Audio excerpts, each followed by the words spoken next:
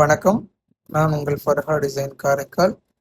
நம்ம நாகப்பட்டினத்துலேருந்து திருவாரூர் போயிட்டுருக்கோம். நாகப்பட்டினத்தில் என்ன வெயில், பயங்கரமான வெயிலுங்க.